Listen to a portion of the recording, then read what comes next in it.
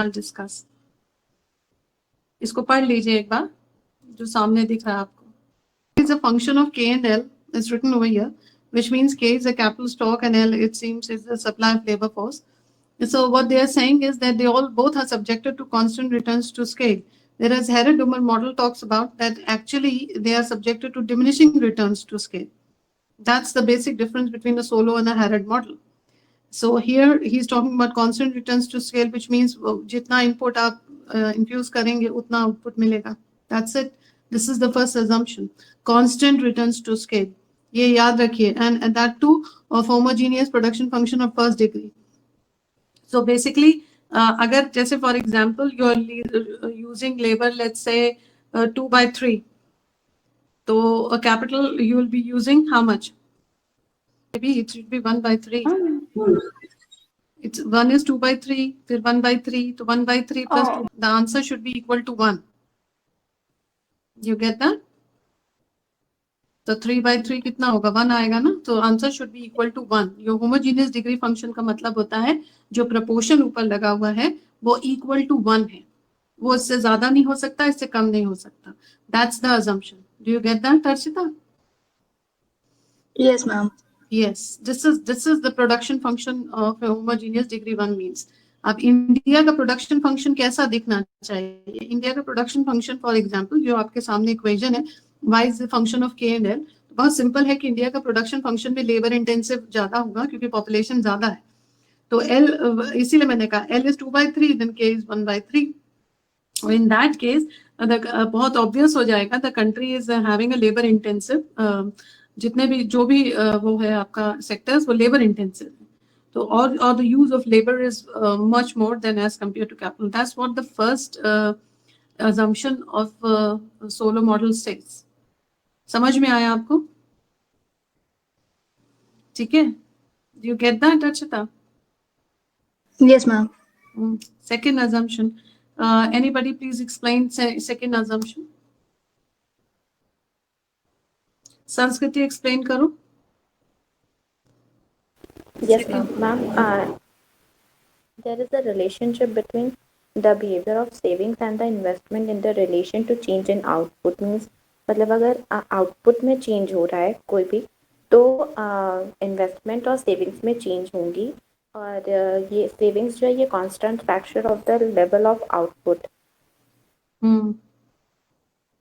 And in this way, Solow adopts the Harrodian assumption that investment is in direct proportion to income. Means अगर income जिस proportion में change हो रही है, उसी proportion में investment भी change होगा. बिल्कुल, absolutely. और ये Harrod मॉडल से सिमिलैरिटी है. ऊपर डिस्टिंक्शन है, पहला वाला डिस्टिंक्शन है assumption में, उसका डिमिनिशिंग है, इसका कांस्टेंट है, लेकिन ये वाली सिमिलैरिटी है that investment is in direct proportion to income. तो जितनी इन्वेस्टमेंट बढ़े, इनकम बढ़ेगी, उतना ही इन्वेस्टमेंट बढ़ना चाहिए. That's what he is saying. मतलब डायरेक्शन सेम होगा, प्रोपोर्शन है. और saving is the constant fraction of the level of output. ये भी एक अजम्पशन है जो कि हैरड में यूज किया गया था. सो ये second assumption is more or less very similar to Harrodian assumption. The third one is the growth rate of labor force is exogenously determined. It grows at an exponential rate. इसीलिए exogenous model भी कहा जा रहा है, क्योंकि actually solo में दो चीजें हैं. आप लोग इसमें लिख लीजिए.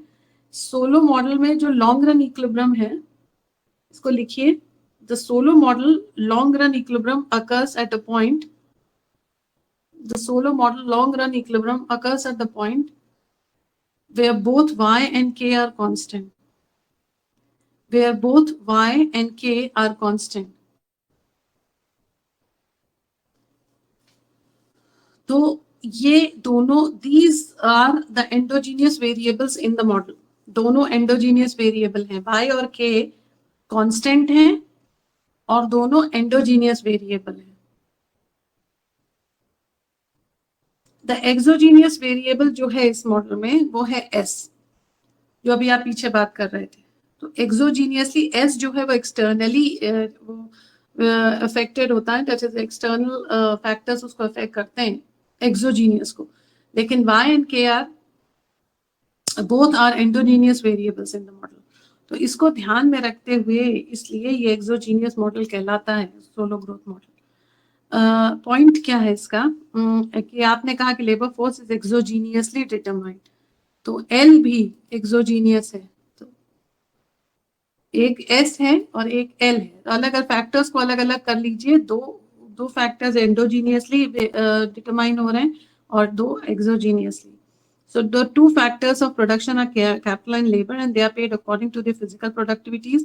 Full employment है, labor and capital are substitutable for each other. Investment is not depreciation, replacement charge. Charges, technical progress does not influence the productivity, and there is a flexible system of price. बाकी आपको करना क्या है कि ये सारी चीजें कांस्टेंट रखनी, बाकी कोई चीज चेंज नहीं हो रही इसमें. आपका टेक्नोलॉजी भी उसने देखिए कांस्टेंट कर रखी. एर्थ वाले को देखिए बहुत ध्यान से, इवन टेक्नोलॉजिकल प्रोग्रेस वो कह रहा है, टेक्नोलॉजिकल प्रोग्रेस जो है, technical progress does not influence the productivity and efficiency of labour, कोई उसमें फर्क नहीं पड़ेगा, तो उसको भी कांस्टेंट कर दिया. रियल लाइफ में ऐसा नहीं होगा. सो ये अजम्पशंस हैं कुछ. Solo takes output as a whole, the only commodity in the economy. Annual rate of production YT, which represents the real income of the community, part of it is consumed and the rest is saved and investment. So YT is the real income, which represents the real income of the community, part of it is consumed and the rest is invested. That which is saved is the constant S, and the rate of saving is SYT. And KT is the stock of capital, and net investment or rate of increase of the stock of capital is K. तो ये सारे variables clear कर लीजिए. पहले तो variable लिखा करिए जो मॉडल को पढ़ने का तरीका है, और दूसरी चीज ये आपको पता होना चाहिए कि ये वेरिएबल एंडोजीनियसली अफेक्टेड होता है या एक्सोजीनियसली अफेक्टेड होता है. सिर्फ रटने से काम नहीं चलेगा कि एक्सोजीनियस है या एंडोजीनियस है, आपको पता होना चाहिए व्हाई दिस इज एक्सोजीनियस. सो जितनी भी चीजें यहाँ लिखी हैं, that is YT represents real income, और SYT is a constant S, और KT is the stock of capital, and net investment rate of increase of the stock of capital is K. ये सारी चीजें लिख लीजिए अपनी कॉपीज में, और इसको मॉडल को ब्रेक करके पढ़िएगा. पहले वेरिएबल्स को ब्रेक करा जाता है और फिर देखा जाता है कि ये वेरिएबल एंडोजीनियस है या एक्सोजीनियसली डिटरमाइन होते हैं. उसके बाद yes, being a pioneer of neoclassical models, Solow retained the main feature of Harrod-Domel model, like homogeneous capital, a proportional saving function in a given growth rate in the labor force. ये सारे Harrod से similarity है उसकी. Homogeneous capital एक जैसा capital है, proportional saving function है, so proportion to अभी आपने देखा income, and a given growth rate in the labor force. By introducing the possibility of substitution between labor and capital, he gives the growth process and adjustability and gives more realistic touch. Substitutability इसलिए भी substitutability से flexibility बढ़ी, और उसने कहा कि अगर countries अगर ज्यादा जिनके पास लेबर फोर्स है वो लेबर फोर्स में को बढ़ाएं, प्रपोर्शन में यूज करें, और ज्यादा प्रपोर्शन में और कैपिटल है अगर तो कैपिटल को करें. Anyway this adjustability and flexibility made the model more real. And he considers a continuous production function analyzing the process of growth. Solow demonstrate the steady state growth path. बहुत important चीज है. Successfully shunted aside of all the difficulties and rigidity of the modern Keynesian income analysis. Long run rate of growth is determined by an expanding labor force and technical progress. दो ही चीजें हैं, technical progress और expanding labour force, यही चीज आगे growth करती हैं. लेकिन एक एस्पेक्ट पे ध्यान दीजिएगा, second last point. No, yes, he successfully shunted aside all the difficulties and rigidities of modern Keynesian income analysis. That is, he did not take into account Keynesian economics. इसका वो आपको दिखेगा आगे, बिकॉज जैसे कि डोमर ने यूज किया था, मल्टीप्लायर यूज किया, propensity to save, propensity to consume, ये सब Keynesian मॉडल यूज किए गए. लेकिन Solow model did not use Keynesian model at all. कोई भी वेरिएबल उसका मल्टीप्लायर या इस सब चीजों से नहीं इफेक्टेड हो रहा है. डीमेरिट्स, ये सब मेरिट्स थी. No study of the problem of balance between G and JW, जो कि हैरड ने किया. ग्रोथ एंड GW यानी वारंटेड ग्रोथ रेट को नहीं पढ़ा. Solow takes up only the problem of balance between warranted growth rate and natural growth rate, but does not take into account the problem of balance between warranted growth rate and actual growth rate. अब आपने ये तो पढ़ लिया कि potential कितनी है और कितना हो सकता है, बट एक्चुअल में कितनी ग्रोथ रेट है और कितनी वारंटेड है ये नहीं पढ़ा गया है इसमें. That is, he didn't mention this relationship. Then the absence of investment function, there is absence of investment function in Solow model, and once it is introduced, problem of instability will immediately reappear in the model, as in the case of Heredian model of growth. Investment function जैसे बार बार saving function या saving rate की बात हो रही है, investment rate की बात ही नहीं करनी जा रही, उसको बहुत सिंपल चीज है, because investment function depends on rate of interest, and in the moment they will introduce rate of interest, उससे इंस्टेबिलिटी आ जाएगी मॉडल में. तो इसलिए इन्वेस्टमेंट फंक्शन को पढ़ा ही नहीं गया, इनफैक्ट इंक्लूड ही कहीं नहीं किया गया. बार बार S is a function of Y या S is in proportion to saving function ही यूज हुआ.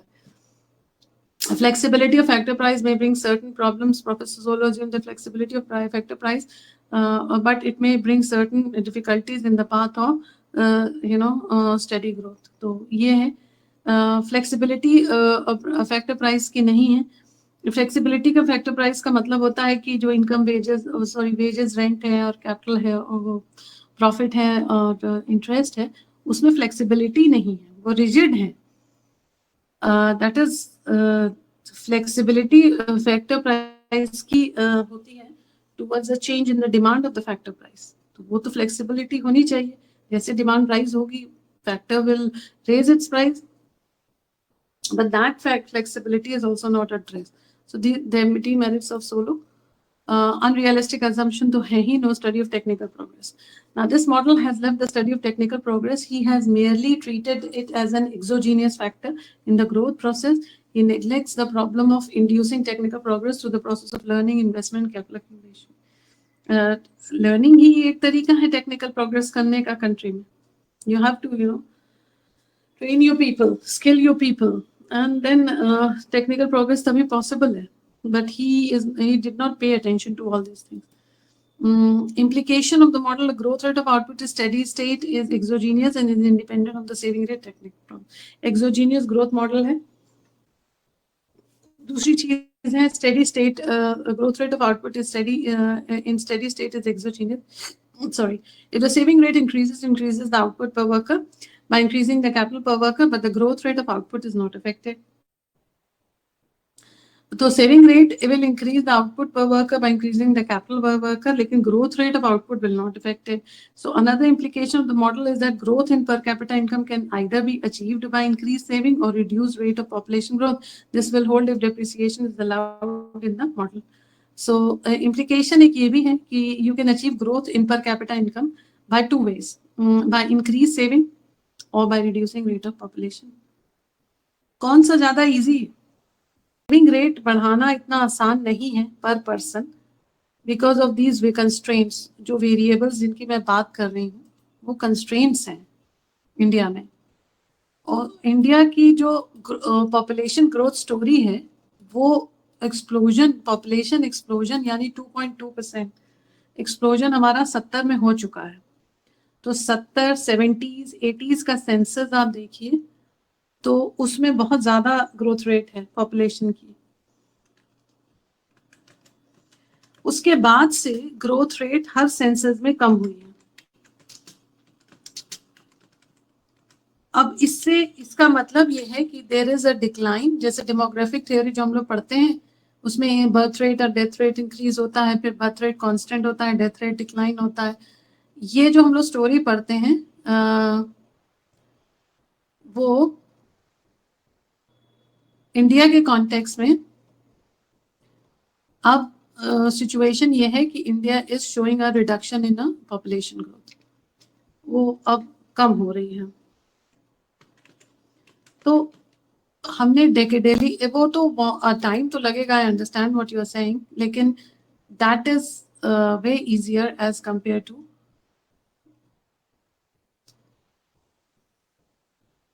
अब देखिए एक एनुअल उसको मैं एक डेटा दे रही हूँ, लिख लीजिए. डेमोग्राफी पे, लिटरेसी पे, इन सब पे डेटा आप लोगों के पास होना चाहिए. सेंसस वेंसस सबका ये बेटा डेवलपमेंट इकोनॉमिक्स है. इसके सारे वेरिएबल पॉपुलेशन के चारों तरफ, technology, capital productivity, TFP, investment, saving, इसके चारों तरफ ही होते हैं. कोई बाहर से कोई वेरिएबल नहीं आएगा ग्रोथ के लिए. इसलिए आप लोगों के पास ये होना चाहिए ये डेटास.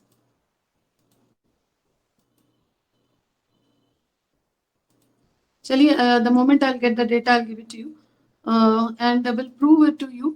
एक काम करिएगा, आप सब रिग्रेशन वाले लोग हैं, 10 साल का डेटा ले लीजिए, 10 साल का या 10 साल का एनुअल लीजिएगा, ग्रोथ रेट ऑफ पॉपुलेशन ले लीजिए और जीडीपी ले लीजिए दूसरी तरफ, और बताइए जरा रिलेशनशिप है कि नहीं है दोनों में. 1961, 1971, 81 डेटा लिखिए, सेंसस ईयर और change in percentage, census year और change in percentage. Census year लिखिए 51, उसको डैश करिएगा चेंज इन परसेंटेज में, फिर 61 लिखिए, 21.6 चेंज इन परसेंटेज हुआ, मतलब 51 में पॉपुलेशन में जो चेंज आया वो था 21.6%. देन 71 में 24.8 चेंज इन परसेंटेज हुआ, 24.8. अच्छा, ये सब परसेंटेज चेंज जो है वो इंक्रीज में है, तो सब इंक्रीज में लिखिएगा. 91 में 23.9, 2001 में 21.5 और 2011 में 17.7. देखिए, पॉपुलेशन में जो चेंज आ रहा है, मतलब जो बढ़ रही थी, ये सब इंक्रीज में है, एज आई सेड, कोई नेगेटिव नहीं है. तो जो बढ़ने का रेट था वो था पहले 61 में 21.6, जैसा कि मैंने कहा आपसे 70s में एक्सप्लोजन हुआ, तो 71 में 24.8% बढ़ी पॉपुलेशन, 81 में 24.7, 91 में 23.9, 2001 में कम हुआ 21.5 और अब जो सेंसस आया है वो है 17.7. इन सारी फिगर्स को और इन सारे डेकेडल ईयर्स को आप लेके इसकी जीडीपी को ध्यान में देके उसको आप डेकेडली ही देख लीजिए, आपको सामने फर्क पता चल जाएगा. There is a relationship between a population and a growth rate, and that relationship is inverse. When a GDP increases, it seems the population declines. Per capita income जब बढ़ती है लोगों की, तो ऐसा लगता है कि पॉपुलेशन डिक्लाइन होती है. तो एक रिलेशनशिप है, लेकिन मैं आपके पहले वाले आंसर से एग्री करती हूँ कि रेट ऑफ सेविंग को बढ़ाना ज़्यादा इजी है as compare to population decline करना या डिक्रीज करना. मगर उसके लिए इसकी ज़रूरत पड़ेगी आपको. अगर पॉपुलेशन कम होगी तो रेट ऑफ सेविंग और या पर कैपिटा इनकम ज़्यादा बढ़ेगी, पर पर्सन अवेलेबिलिटी ऑफ कैपिटल ज़्यादा होगा. तो ये है, अभी की सिचुएशन इंडिया की काफ़ी कम हुई है पॉपुलेशन. इवन वो एनुअली भी देखिए तो 1% ही हम जोड़ रहे हैं हर साल. जहाँ 2.2 के 2.3 के करीब पहुँच गए थे, वो 1% पे आ गया. तो this is a good news वैसे देखा जाए तो. चलिए, पहला वाला फैक्टर ठीक है, I agree with you, rate of saving को ज़्यादा इजी है बढ़ाना.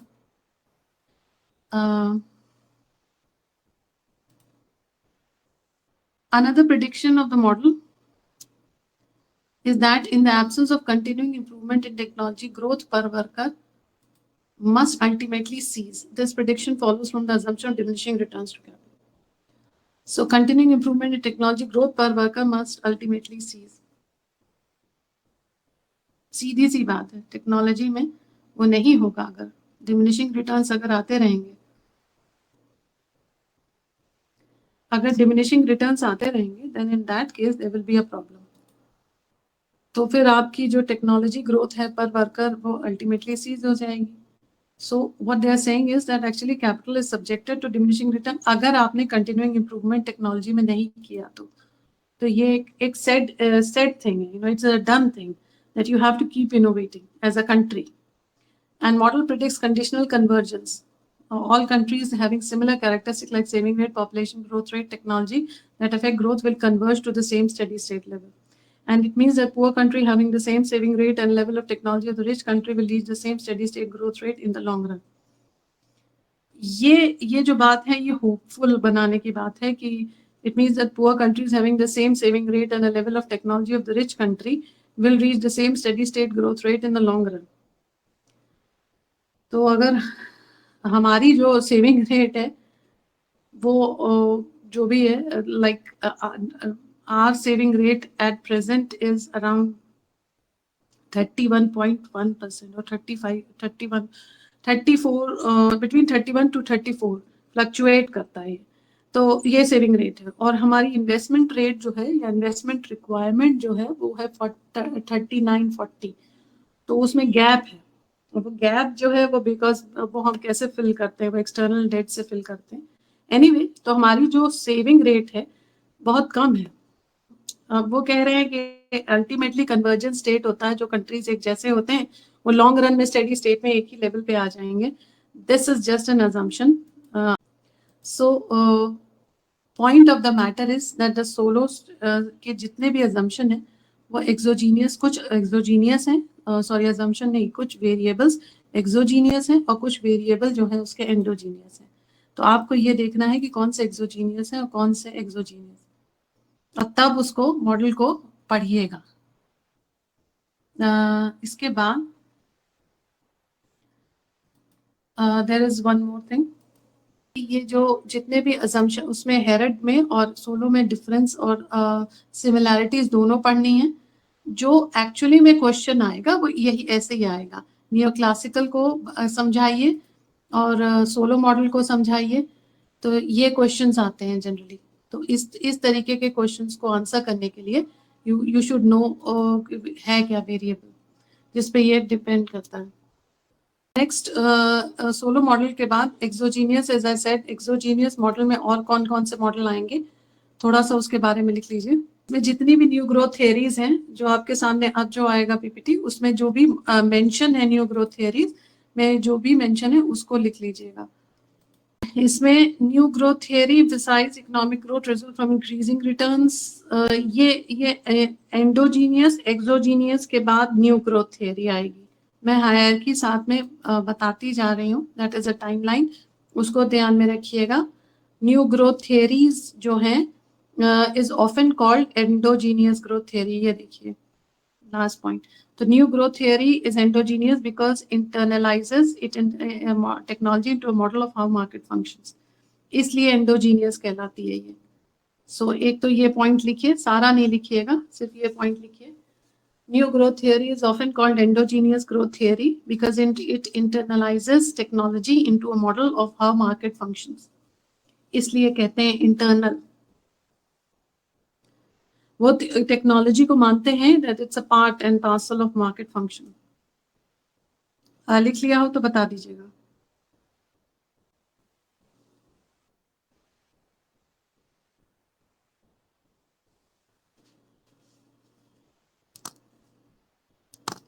रिटन?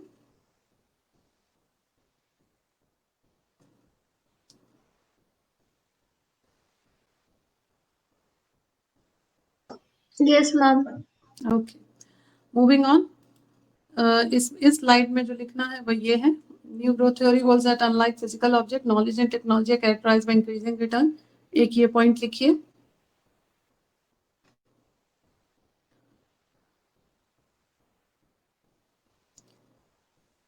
नॉलेज एंड टेक्नोलॉजी पूरा टेक्स्ट मत लिखिएगा, बस वेरिएबल्स लिख लीजिए। Growth theory is driven by knowledge and technology, इसीलिए knowledge derives growth.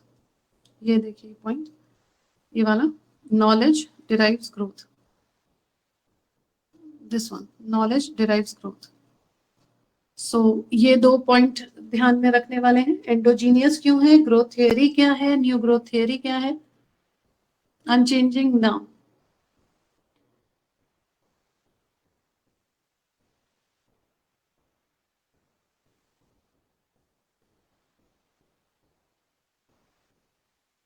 Subjected to increasing returns, ये जरूर लिखिएगा।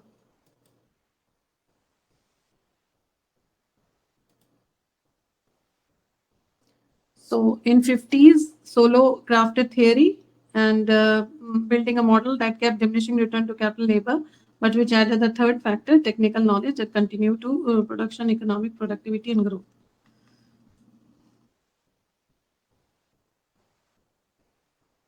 Actually, added a third factor, technical knowledge.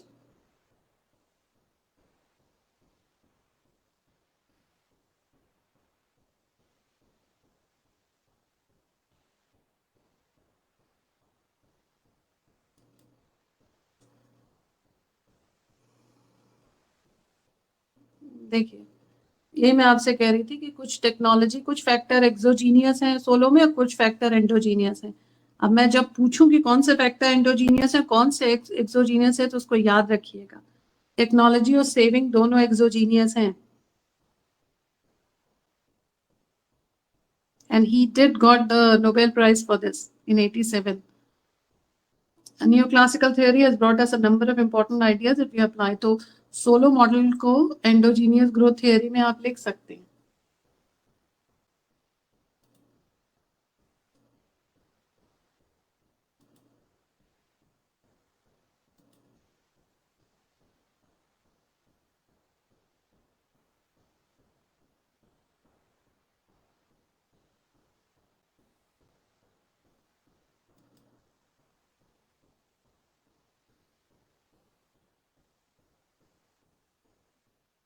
ये लिखिए, वेरी इंपॉर्टेंट स्टेजेस।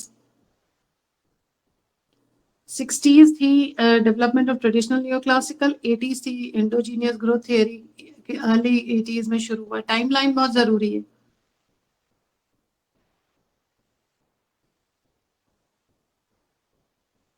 तो पहले हेरेडोमर, फिर उसके बाद ट्रेडिशनल नियोक्लासिकल ग्रोथ मॉडल, फिर emergence of endogenous growth theory in 80s।